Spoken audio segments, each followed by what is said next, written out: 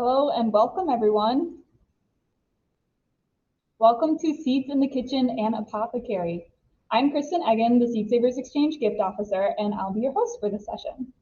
First, I want to thank Mountain Herbs for sponsoring this session. Since 1987, they've been known for their uncompromising commitment to organic agriculture, fair trade standards, and sustainable big business practices, and we're proud to have them as a support of this year's conference. Before we start, I'd love to review the community agreements with everybody. We ask that all participants of this conference be respectful, stay curious, be patient, speak from your own experiences, try to avoid any jargon, be conscious of intent versus impact, take space and make space, and take care of yourself. And by embracing these community agreements, we embrace a collective responsibility to create spaces that are respectful, inclusive, and empowering for all.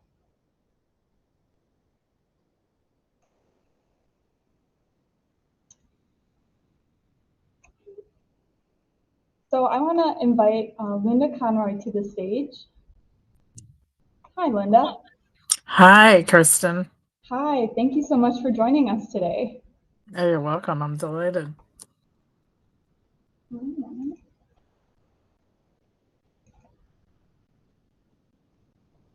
I want to tell you all a little bit about Linda before we get started.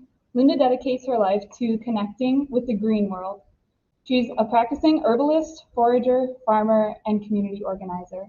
She provides herbal and wild and traditional food education, workshops, and apprenticeships, as well as individual consultations into her community. Linda holds 2 master's degrees, Masters of Social Service and Masters of Law and Social Policy, as well as several certificates in herbalism, permaculture, doula, midwifery care, and has trained as a wilderness first responder. Linda is the founder of the Moonwise Herbs, Wild Eats, the Midwest Women's Herbal Conference, and Mycelium Mysteries Conference. Today, Linda will be talking about how while seeds are made for planting, they're also food and a medicine source. We regularly eat seeds in our diet, and herbalists often enlist them for healing qualities.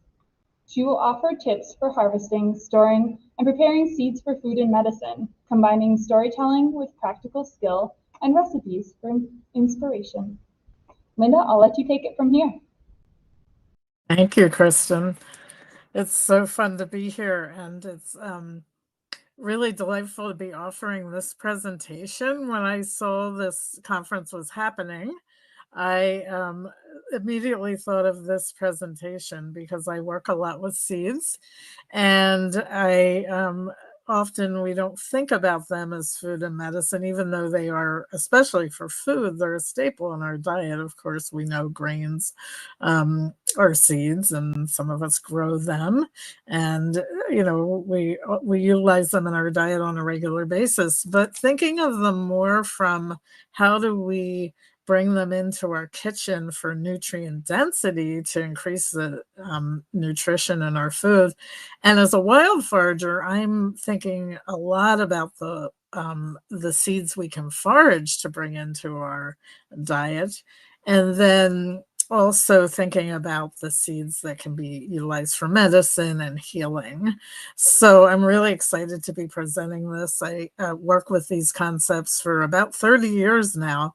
And when I put the PowerPoint together, it was really fun to put the information all together in one place and think it through. So thank you for allowing me to offer this in the context of this conference. I'm a big fan of Seed Savers Exchange. I've visited the farm there a few times, and it's such an interesting thing to see people growing the seed for seed, and it really matches some of what you need to do if you're going to harvest the seeds for food, or you're going to harvest them to grow. You need them to be mature, of course. So that's one thing that is in common with growing seed for planting, as well as seed for nutrition or for medicine. So we'll be going through different seeds, different concepts through the hour. And feel free, if you have a clarifying question that you would like to put in the chat, feel free to do that. And I will leave a little bit of time at the end for questions.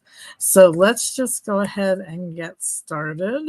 I have to see how I'm going to move my slides because this is a new program for me. So I'm having trouble moving my slides along. See if I can get that to happen here.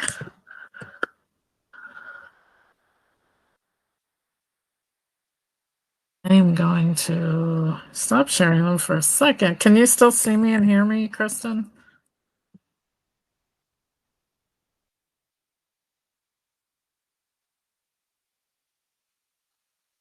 I'm having trouble hearing you. There, helps if I unmute. If you could share your screen one more time, I can share that with the folks. I don't know what happened when I was trying to move to the next slide. It wasn't going. There we go. Can you see my screen? How's that? Can you move the slides now? Are they moving? Yes. Okay, Perfect. great. Okay, so you can see them and we're good?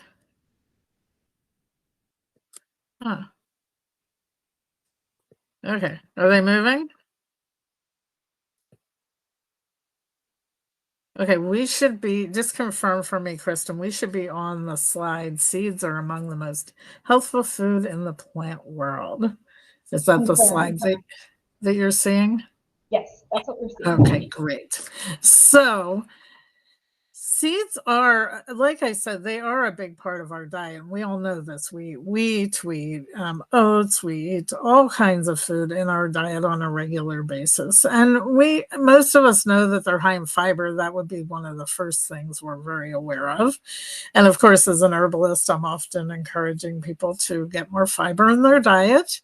And then the other thing is that seeds are high in monounsaturated fats and important vitamins and minerals, of course. And many are also healing. They contain compounds that are used to heal or relieve symptoms. And in Western society, we often overlook them as a medicine. And also the wild plants as a food source, even our plants that are in the in-between places in our gardens, we often don't think of them as a food source. So that's thinking of them as a food source, but then also as a medicine is what we're going to focus on. And this seed that we have here is one that you may find in your garden, those of you who are gardeners, and leave some weeds grow, because I'm a gardener and an avid forager. So a lot of the seeds I focus on end up being the wild plants that are in the in-between places. So this is one you probably have seen. It's a plant, Rumex crispus, or curly dock, or yellow dock, because the root is yellow. And this plant is in the buckwheat family. And a lot of people don't realize that you can actually grind these seeds up along with the chaff, because it's too tedious to take the chaff off. But you can grind it up, and it makes a really rustic flour that you can utilize very similarly to buckwheat. So I make crackers with it and biscuits and other things. And I just grind it either in a coffee grinder or in my Vitamix and powder it, and then utilize it to make different flour-based products. So one thing to think about with seeds is that they really need to be soaked in order to make them digestible and have them not interfere with our body's ability to uptake the nutrients, because they contain acids that are enzyme inhibitors. And these get washed away with the rain when you go to plant your seeds. So you think about when you're soaking your seeds, you're basically doing what the rain would do out in nature. So you're going to be soaking them. There's a good book many of you may have heard of called Nourishing Traditions, Consultations by Sally Fallon of the Weston A. Price Foundation. And they have a whole section in that book on soaking grains before you eat them, because to get rid of and release the inhibitors and release the natural enzymes that help you break down the nutrients in the seeds. So again, you want to soak any seed. That's kind of a general rule. You want to soak them, seeds and nuts, and beans or seeds. I think beans are our best example of this. Most people know that if you're going to cook dry beans, you need to soak them. And you want to put something with enzymes in the soaking water so it'll help break down those inhibitors. So you could put something fermented, like some whey, or you could put miso in there, anything that's fermented to help to break those down. And it's pretty simple. Just soak them. I usually do it overnight. I think about what I'm going to make the next day, and I'll soak them overnight. In the slide on the left here, I'm putting a spoonful of miso in with my seeds, and I'll let that soak overnight. But like I said, you can use whey from yogurt or really any fermented liquid. And then if you're preparing seeds for medicine, you can prepare them all different ways. Generally speaking, they can be applied and put up for medicine in different ways. And of course, the seeds really represent that old adage, let your medicine be your food and your food be your medicine in many ways. And so as herbalists, we often are utilizing seed medicine as tinctures, alcohol extracts, where we steep the seed in alcohol for a period of time that releases the healing properties into the alcohol. And then you strain out the seed or plant material, and you utilize the alcohol that's left as your medicine, and you take that by the dropper full. Some seeds might be real low dose medicines, some might be higher dose. And as I talk about some specifics, I will mention what type of dosage you might want if you're going to take any of these for medicine. And you can steep them in vinegar as well, or you can dry them and make them into a tea or an infusion. So those are other ways to prepare the medicines other than alcohol. And of course, I always say historically, a lot of things were dried and made into tea way more often than alcohol, which is something we do more of these days, is use alcohol to make tinctures. So one of the things we can do, and this kind of combines your soaking technique with fermentation, because you can ferment your seeds. And one way you can do that is to take unripe fruit and make what we call mock capers from them. So we make a vinegar brine, and we pour that vinegar and salt brine on top of the seeds and let them sit for indefinitely, because I always leave the seed in the brine until I'm ready to eat it. You can utilize either buds of nasturtiums or unripe seeds. I'm utilizing elderberry unripe seeds to do this as well, and they make a really nice imitation mock caper that you can get right from your garden or from the wild and utilize those. They're going to have a spicy flavor. You can add herbs to them, of course, and they're really delicious, and it's a great way to put them up for later. You can make condiments. These are 2 condiments I make on a regular basis. Yes, Kristen. Sorry to interrupt you, Linda. Is it okay if we share a PDF of your slides with our audience? It's hard for some of them to read the smaller text, and that was a request that came across. Sure. Do you have a PDF copy? Yep, we just made one, and we'll share it shortly in the chat. Thank you, everyone. Oh, okay, great. So we have 2 condiments that I make on a regular basis that contain seeds, and you can put pretty much any seed in these condiments. They both usually start with a base of sesame seeds, and then I like to add other seeds as well. I'll add milk thistle seeds, I'll add plantain seeds, I'll add amaranth, lamb's quarters, and I'm going to talk about some of these seeds as we go along, so I'll mention that you could add them. So basically you're toasting sesame seeds and then you're adding other seeds or spices. Gamashio generally has seaweed also added to it, and I'm a big fan of seaweed, so I do add seaweed to it.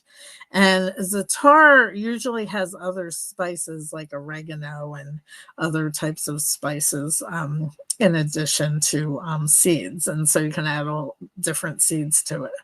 And so these are great condiments to have on your table on a regular basis to get the health benefits from the herbs and the seeds, and just sprinkle them on whatever you're eating. I even know people who carry these around with them even when they go out to eat, so they can get some of the health benefits of ingesting these on a regular basis. So one of my favorite seeds to grow, plants to grow for, partly for the seed, for the whole plant actually, but partly for the seed, are oats. So they're very easy to grow. They're a grass, and they have been eaten, of course, as oats, as oatmeal, and processed as a breakfast cereal. Or, of course, we can put them in crisps and cookies and etc.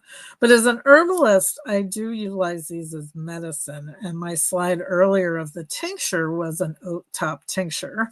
So you harvest the oat tops when they're really milky and green and young, and you put them in, and this is an example where you would be harvesting before they're actually ripe, which is unusual, but you want them in the milky stage. So when you touch them, you're going to feel this milky latex substance on them, and that's when you want to harvest them, when they're nice and green. And you'll harvest the seed heads, and you'll put them in a jar, and you can pour alcohol on top of them, or you can dry them and utilize them as a tea and infusion. And this herb is pretty much the quintessential nervous system tonic that many herbalists utilize for helping people when their nerves are frayed, when they're stressed, when they have anxiety. This is a tonifier and a strengthener to the nervous system. It helps people feel more centered and grounded. So personally, I often say that everyone should be ingesting oats on a regular basis. The whole plant is also dried. I often dry it with the seed tops and make what we call a nourishing herbal infusion from it, which I do have instructions if you want to visit my website, or we could add the a link to instructions on how to make a nourishing herbal infusion. It's on my blog. We could link to that. And a nourishing herbal infusion is different than a tea because it's stronger. So you take 1 ounce of herb, 1 quart of water, pour boiling water on top of it, let it sit for 4 to 8 hours, and then you have this really strong infusion that you drink on a regular basis. I drink up to 1 quart of that every single day myself, and often recommend it to people, especially in this day and age when we really are all dealing with a lot of stress.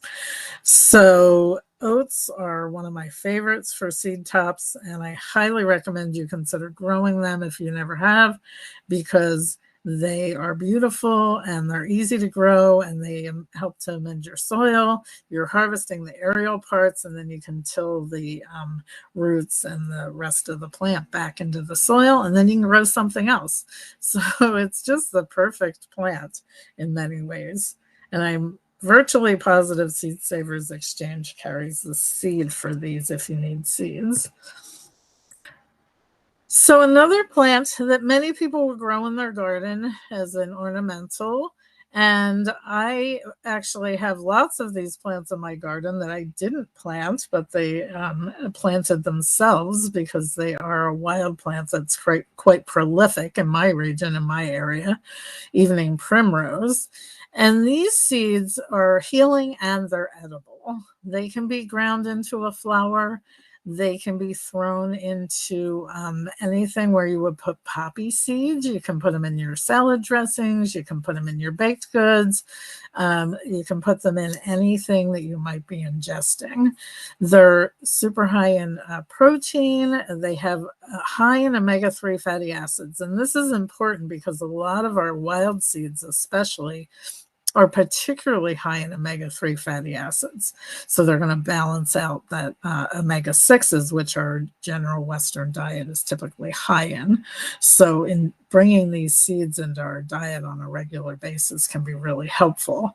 And this plant produces thousands and thousands of seeds. And these pods, these little pods, if you've never seen them, look for them. They're so beautiful. They open up and every single one of these has hundreds, if not 1,000 seeds in each pod. It's quite prolific. So when the pods start to open, I just take the plant and put it upside down in a paper bag and let all the seeds fall into it, and then just let them dry out in the bag. And then I put them in a jar by my stove, and when I'm cooking I will soak them and then add them to whatever else I'm cooking. And these evening primrose seed oil is sold for its omega-3 fatty acids. It's also sold for topical application. It's something that's made available to women who are going through menopause. It helps to, let's see, what's the right word? Modulate the endocrine system. And so this is an important plant in our medicine chest as well, especially for women's health and endocrine system health in general. So, and it's so beautiful. The flowers are edible, the roots are edible, the whole thing is edible, and the seeds are edible. And a lot of people don't think about that. So eat your evening primrose seeds. Plantain, many people I'm sure have this in their garden, and plantain the seeds are very mucilaginous. They're a mild laxative, so if you eat a lot of them, you may have loose stool, and you can utilize it as a mild laxative, but small amounts can also get added to baked goods, sauerkraut, and other foods. And I didn't mention with the evening primrose, I've been putting that in my sauerkraut, the seeds from evening primrose in my sauerkraut in recent times. And it's really nice. The seeds are a little crunchy, so it adds a nice little crunch to the sauerkraut, which I really appreciate. So you can add seeds to any of your ferments that you're making and get the benefits there as well. And then if you're utilizing this for a laxative, you can steep it in water and then drink it as a tea and utilize it that way as well. And we have all of the plantains can be utilized. We have several different species that grow in the Midwest. And if you're in other locations, this is a plant that we find all over the world. So wherever you are, I'm sure you can find this plant somewhere.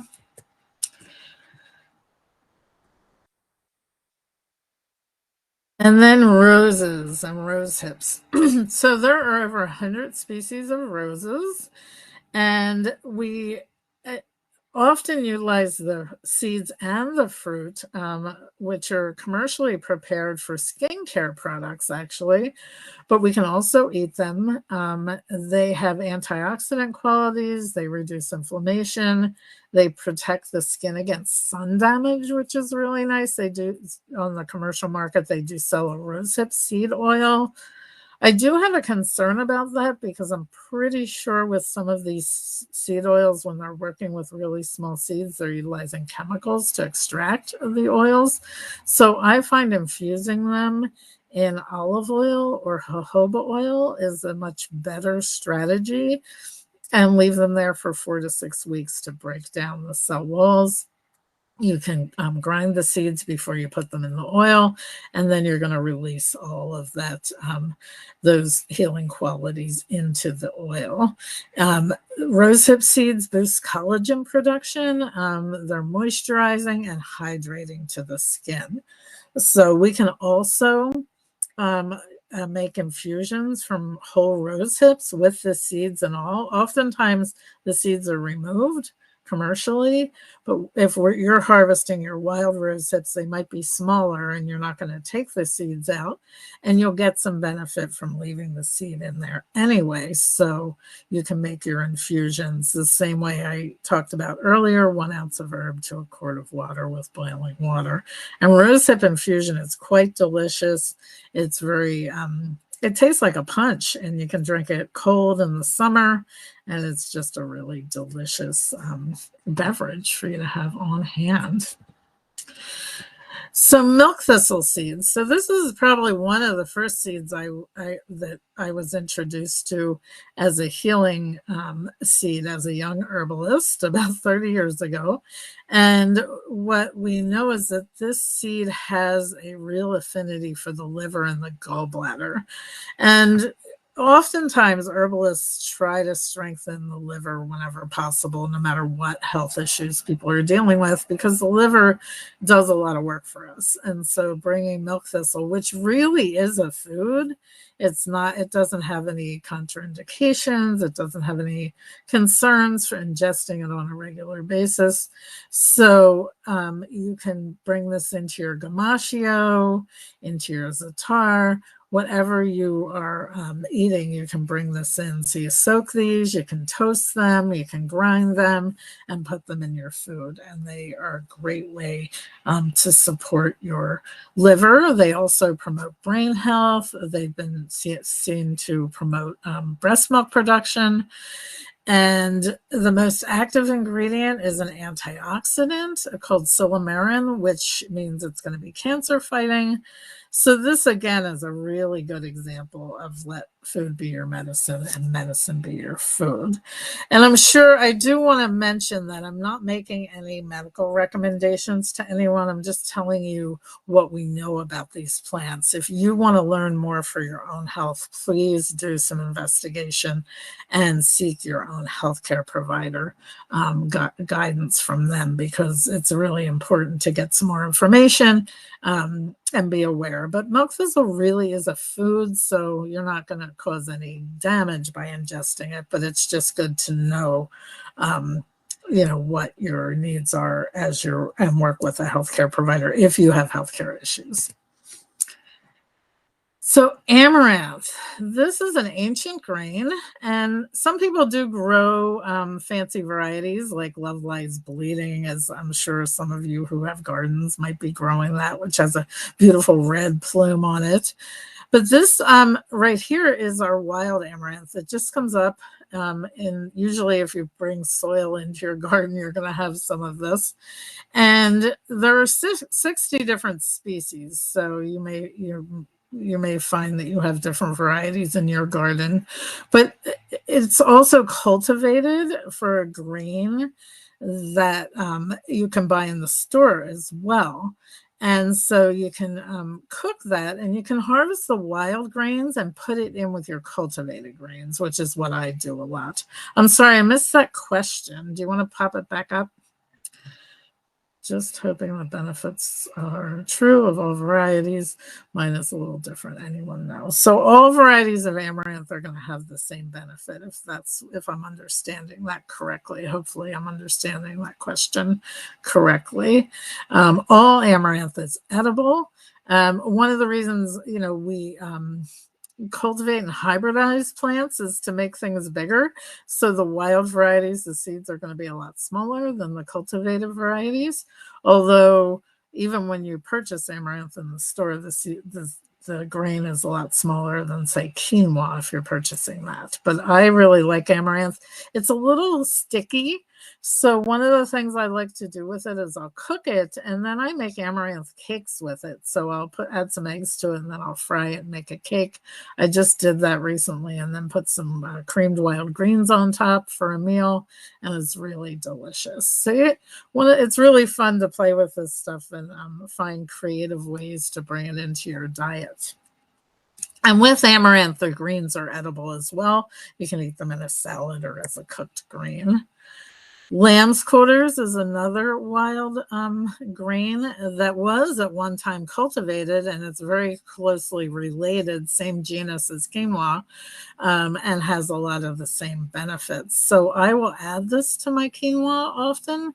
And here you can see the my branches of lamb's quarters turned upside down in a paper bag. Like I said, a lot of times I do that with the seeds. I just put them in a paper bag, let them fall, and then that's my lazy herbalist way of harvesting.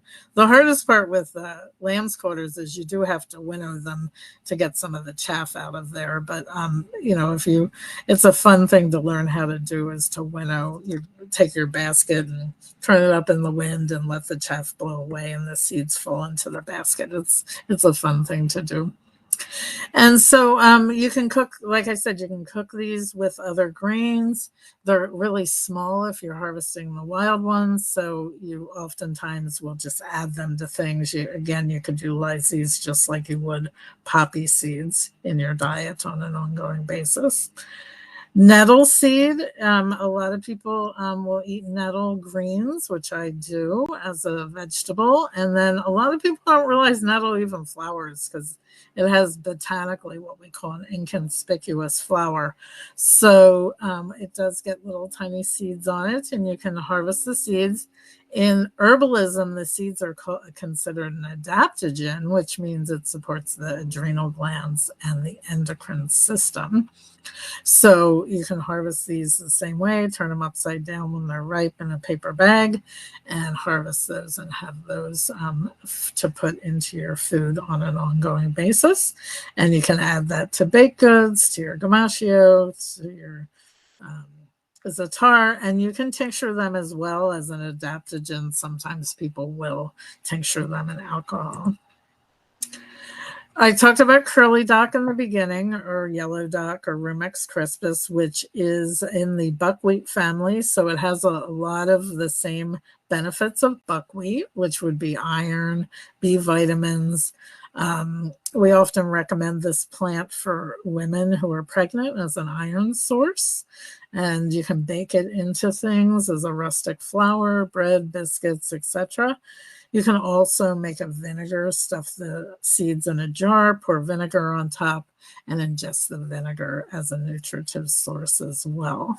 So you can see I'm bringing these seeds into my diet and recommending that to other people on a regular basis for nourishment. Getting this is an iron source if you need extra iron, but also just an iron tonic if you're wanting to make sure you're getting enough iron in your diet. Excuse me. Fennel seeds. Now, fennel seeds, I think, are something that are more commonly utilized than other seeds for medicine. A lot of us probably have some awareness that they can help to relieve an upset stomach. They're also beneficial to the endocrine and reproductive system. And they also, because they're aromatic, a tea can help to open up the respiratory system. So if you have respiratory issues as well.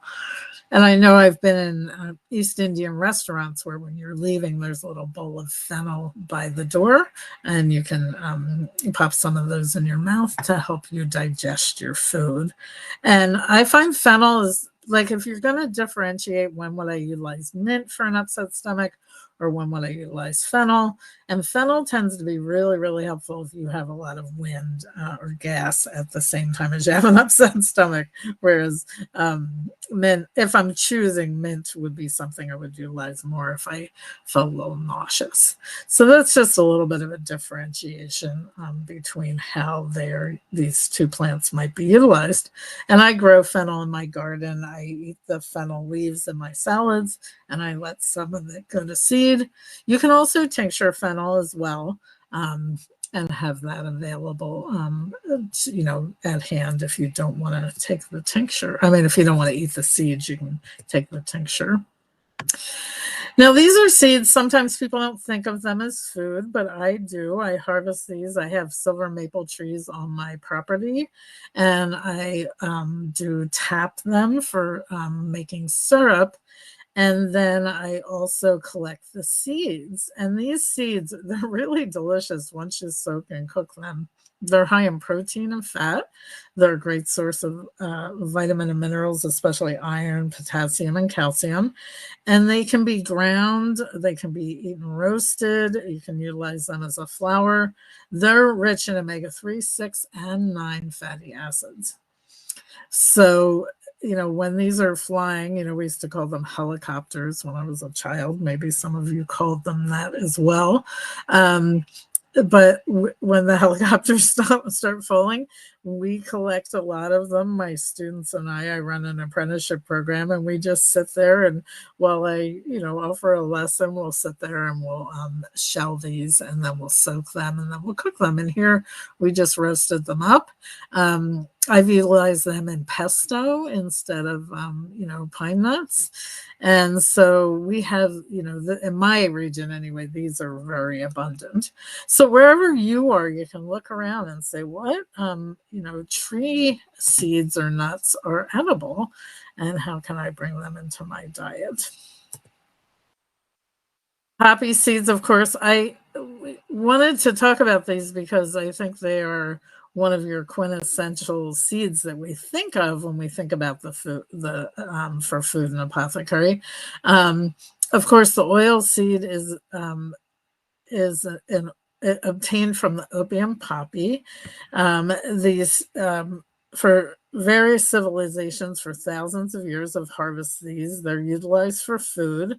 And while there are trace amounts of opium in the seed, the fruit is actually the part of the plant where opium is extracted. So the seeds are generally, most of us have eaten poppy seeds, so they can be eaten without effect. Although I do believe that there have been some instances where people have taken a drug test and had the opium come through in the test, but it's trace amounts. It's not going to affect you in any altering way. So that's just important to know. That's confusing to people sometimes, that we're eating these, and then we also get the opium from but again, it's from the fruit, and that is a process to process it and extract it. So the seeds are fine for eating and incorporating into your diet. So mustard seeds. So we can harvest many different mustard seeds. We have some wild ones here that I like to harvest. We can make our own mustard by soaking them in vinegar and then just pulverizing that and making a spicy mustard that is going to be helpful for reducing inflammation, for promoting heart health. They have pain relieving qualities. So there's a lot of benefits. And of course, there's, like I said, there's all different mustards. I'm sure some people are growing different varieties. And then we have different wild varieties that just show up in our gardens. Queen Anne's lace. This is blooming all over my property at the moment. It's one of my favorite flowers. I actually eat this flower a lot. This is the same plant as our cultivated carrot, but we have, hybridized the cultivated carrot to increase the root size, because the root size of Queen Anne's lace or wild carrot is very tiny. But I eat the leaves and the flowers. Of course, if you're eating this wild, make sure you have proper identification, because there are plants in this family that are deadly, and you want to make sure you have proper identification. So once you do have that, then you can eat this. And the seeds can be incorporated into your diet in small quantities, into ferments, baked goods, anything else. There was a small study done by an herbalist named Robin Rose Bennett, where she showed that large quantities of ingestion of the seed could actually prevent implantation of in the uterine lining. And so it was being utilized in that study as a birth control method, working more like a morning after pill than an actual birth control method. But it was effective, they said, for women who took large quantities. So it's just like a spice. Ingesting small quantities is not a problem.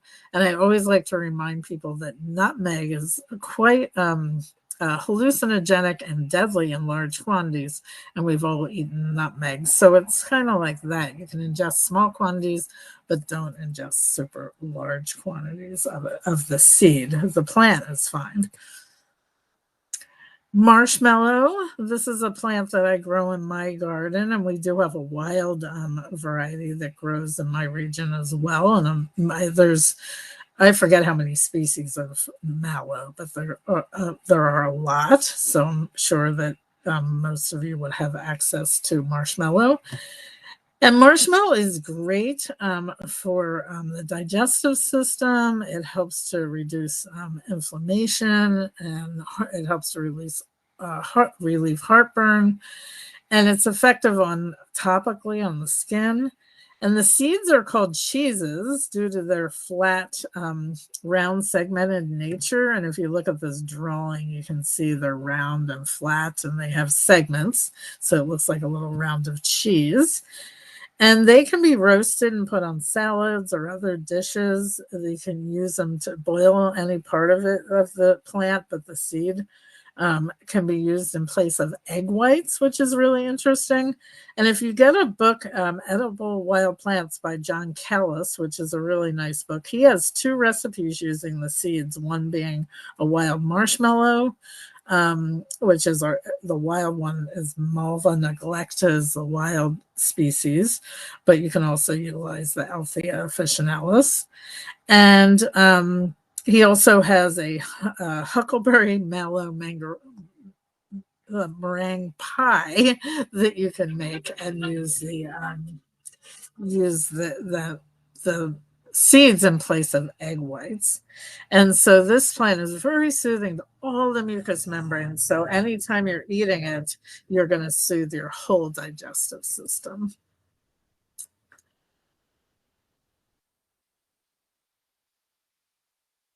And so I wanted to put, I had mentioned earlier about nuts in your area. So there's lots of nuts that we can harvest for food. And certainly in other parts of the world, there are other nuts too, like certainly pine nuts, which are available in the commercial market. But if you're in the area where they are, you can forage them.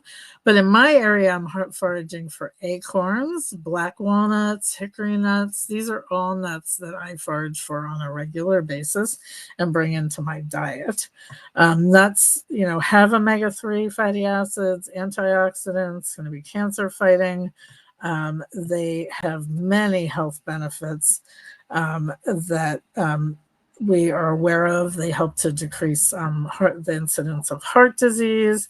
They help with degenerative nerve diseases, Alzheimer's, fighting off viral and fungal infections. So the nuts, I bring these in as a flour, and I just soak them and eat them in my diet. I put them in baked goods, etc., etc. I mean, they're just so many ways to bring nuts into your diet. And I like to eat nuts at least once or twice a day, a small quantity of nuts in my diet on a regular basis. In this photo, I'm holding a hat full of acorns that I was surprised to find and wasn't expecting to harvest a while back. And so every fall I harvest a lot of acorns and make acorn flour with them, which is a process. And so we have oak trees. There are between 500 and 600 species worldwide of oaks. So probably wherever you are, you'd be able to find an oak tree.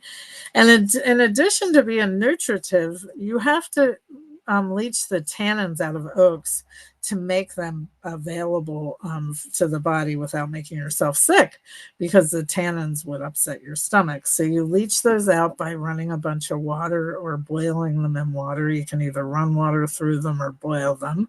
Historically, people would take them and put them in a stream for a couple of days and let the water run through them. Today, we just change out the water or boil the water and keep changing it. But they're really high in tannins. So if you need tannins and you need something astringent, they can be a good medicine. And so I've eaten a few acorns and had other people do this. If I had an upset stomach where I had loose stools, eating a couple acorns can be helpful. So again, they can be medicine and food depending on how you prepare them. And they are 6 times, they contain 6 vitamins, 18 amino acids, and 8 minerals. So they're a good source of omega-3 fatty acids, acorns. They are a much underutilized nut that people don't realize how good they are for you. You do have to harvest them, and if you're not going to process them right away, put them in the oven, because they do tend to get weevils, and put them on low for a little while to kill off any larvae that might be in there, and then you can process them later. You can process them in baked goods, you can toast them, you can brew them like a coffee beverage. Here I've made pancakes. I almost always make acorn pancakes for my students because they're really delicious and fun to work with. You can see this jar of water is us leaching the acorns. The water will get real murky, and then we'll pour it off, and we'll keep doing that until we get rid of the astringency. So before you start soaking them, taste them, because the only way for you to know if you've gotten rid of the astringency is to keep tasting them. I've had people call me and say, I bleached them 3 times, are they done? And I'm like, I don't know, you have to taste them. And because different acorns have different levels of tannins in them. So we also, shagbark hickory nuts are a real common nut here in my area. Yellow bud hickory. These nuts are very abundant. They do take some time to process, but they're worth it because they're super delicious. We have black walnuts, and butternuts are not quite as common, but nuts are placed in the meat group in the food pyramid as far as their protein content.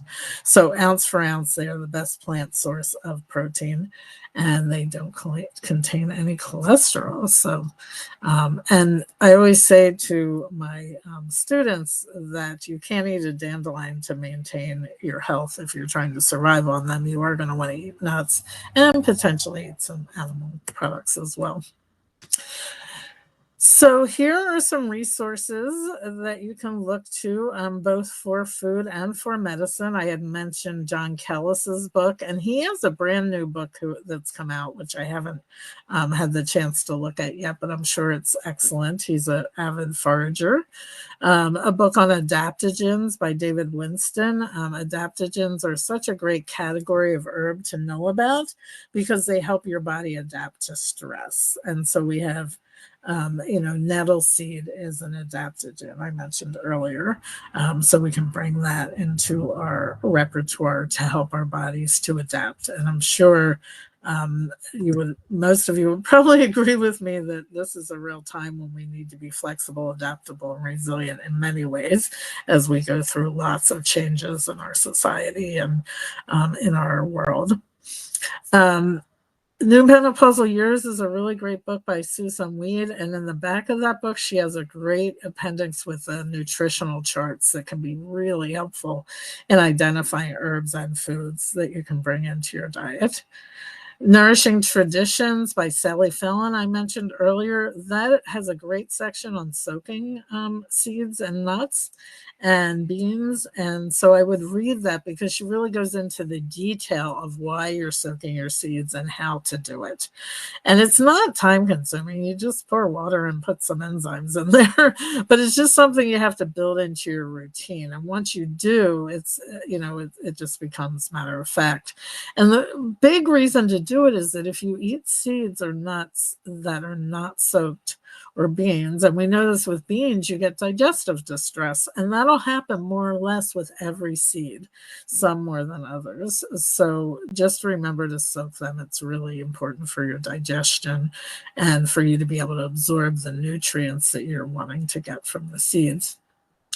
One of my favorite books is called Full Moon Feast and the Hunger for Connection, and she breaks things up by the seasons. It's a really beautiful book by the moons of what moon is happening and what food the indigenous peoples of North America would have focused on at that time of the year, and that we can focus on as well. The Triumph of Seeds, so how grains, nuts, kernels, pulses, And pips conquered the plant kingdom and shaped human history. So that's a very rich topic. And certainly the seeds and grains have had a big influence. Seed to Seed is another good one. Billy Joe Tatum's Wild Foods Field Guide and Cookbook. That's where I got my elderberry caper recipe from. It's an oldie but goodie of recipes and foraging. And then Forager's Harvest by Samuel Thayer, who's a Midwest forager. He's written several books. This was his first book, and he's written other foraging books too that you'll find some really good information in. So that is what I have for you. So I'd like to open it up for questions, or if you'd like me to expand on any of this. This was a quick overview. There's lots more, but I'm happy to expand on or answer any questions. Linda, thank you so much. That was amazing. Oops. We really enjoyed your presentation, and I'm going to invite a couple questions that came in from the chat. I'll leave this resources panel up in case anyone wanted to write down any of these wonderful resources that Linda shared with us. But the first question that we have is from Marcia, and that was, what is the best oil to use in salves? Would you recommend grapeseed? Actually, I typically recommend people utilize either jojoba or olive oil because they're more stable. Fruit oils are more stable. Seed oils go rancid more quickly. If you do like grapeseed oil and you want to utilize it, or sunflower oil, utilize your salves really quickly and only make small batches, because those seed oils go rancid more quickly than fruit oils. Thank you. Another question came in. Cheryl says, sorry if I missed this.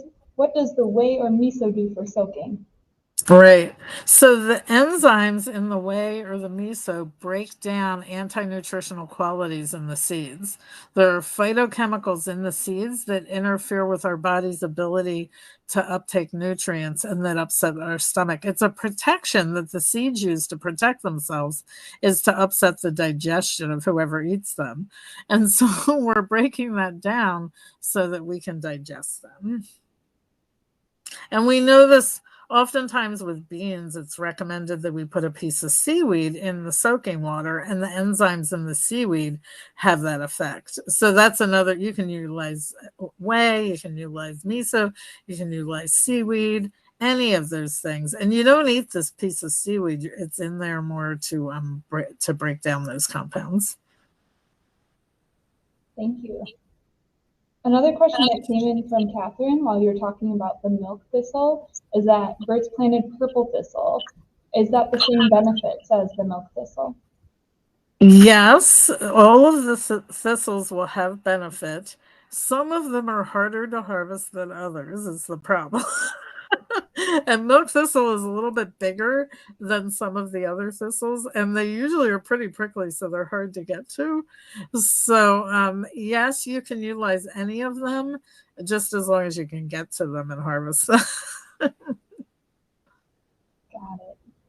We hope that helps. And that's one of the things, is the birds do plant a lot of the things that I'm talking about everywhere. So they're abundant. You had mentioned winnowing earlier. Elizabeth asks, do you need a special kind of basket for winnowing, or can you use something else that you might find around your house? So if you're going to utilize a basket, you need a really tight weave basket, because of course if it has holes in it, everything will just fall through. So you want it big and flat, because you want to be able to throw things up in the air and catch them.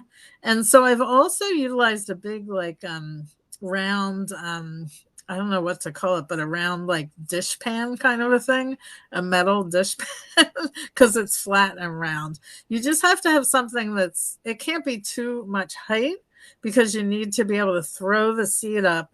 The wind needs to catch the chaff, and then the seed's heavier and it falls in. So you want a big flat surface. What about like a round garbage can lid? That would work. Yep. And that's the shape you want. So there are baskets. You know where I get a lot of baskets are at thrift shops. And so if you go thrift shopping, you probably could find a basket. But the garbage can lid is the exact shape you want in a basket. Or you can use the lid, yeah. Wonderful. Michelle is wondering, are there any other kind of maple seeds that are edible, or is it just the silver maple? No, all of them are edible. You just do need to soak them because in addition to the compounds, they are bitter. And so it's more a matter of palatability and how they taste. None of them are poisonous at all. So it's just a matter of palatability. I know the silver maple, because I eat them on a regular basis, are very delicious and tasty. So I would just experiment with whatever you have, because there are lots of different maples, of course. Thank you.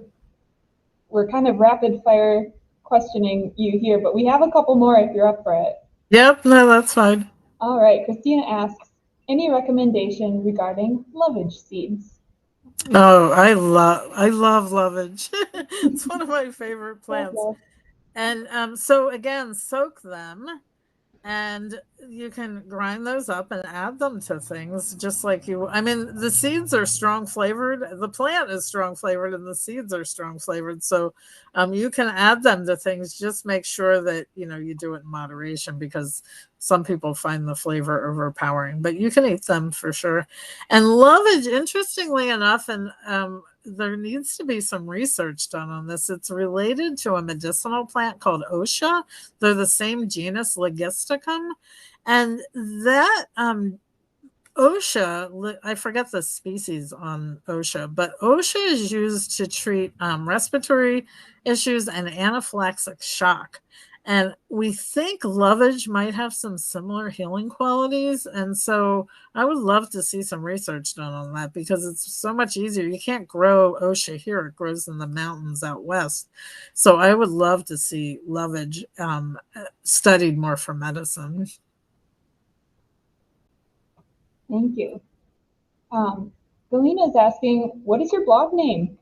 My blog, it's on my website, moonwiseherbs.com, which is also on my cover sheet on my on the PowerPoint program. Perfect. We will add moonwiseherbs.com to the chat so folks can find you there.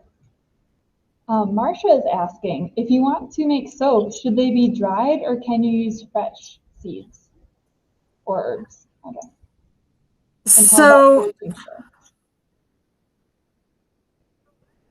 seeds in my soap, but that's an interesting idea. I think I'll try to put some maybe some purslane or some evening primrose in soap. That's an interesting idea. I would dry them first, because anything that has any moisture could spoil.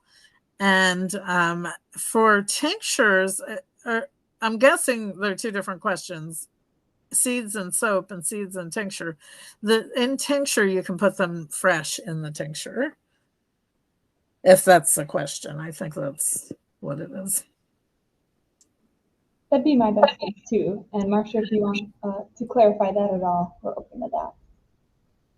Oh, Cheryl had a good idea. Oh, excuse me, that was the wrong one. Elizabeth had a good idea. Maybe a big saucepan could work for winnowing. Yes, yeah. Definitely. Anything that's flat, so you can just, and it's a great skill to learn. It's really fun.